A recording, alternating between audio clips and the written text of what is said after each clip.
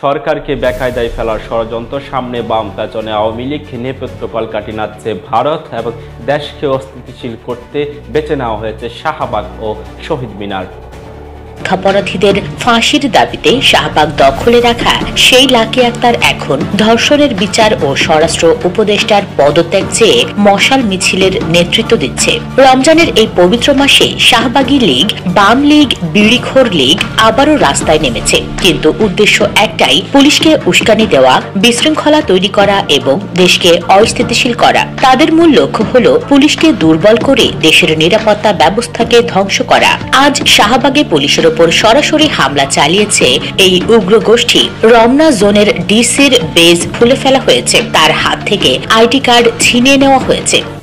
বামদের উপর ভর করে দেশকে অস্থিতিশীল করার মাস্টার প্ল্যান তৈরি করেছে ক্ষমতাচ্যুত আওয়ামী লীগ।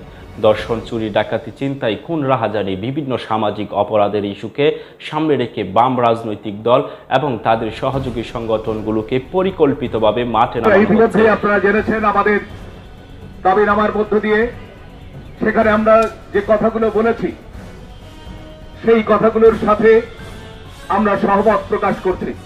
আমরা একটা কথা পরিষ্কার ভাষায় জানাতে চাই, এদেশের সকল গণতান্ত্রিক আন্দোলনে, জুলাই অভ্যুত্থান সহ এদেশের সকল গণতান্ত্রিক আন্দোলনে আমাদের দেশের নারী পুরুষ সম্মিলিতভাবে রাস্তায় থেকেছে।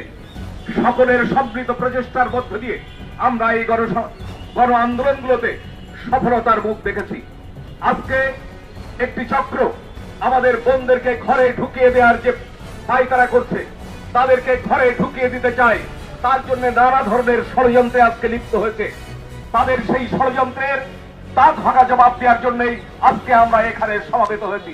আমরা পরিষ্কার ভাষায় বলে দিতে চাই যে আজকে যারা এই ষড়যন্ত্রে লিপ্ত হয়েছে তাদেরকে উৎখাত না করা পর্যন্ত, এদেরকে এদেশের বাড়ি থেকে বিতাড়িত না করা পর্যন্ত আমরা আমাদের সংগ্রাম থেকে বিচ্যুত হব না, সংগ্রাম থেকে ঘরে ফিরে যাব না।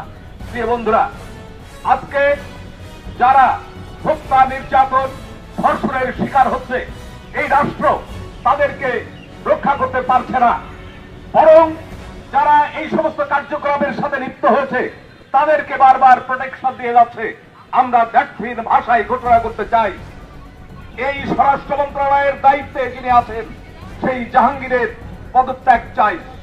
সুস্পষ্টভাবে তার পদত্যাগ দাবি করছি আজকের এই সমাবেশ থেকে।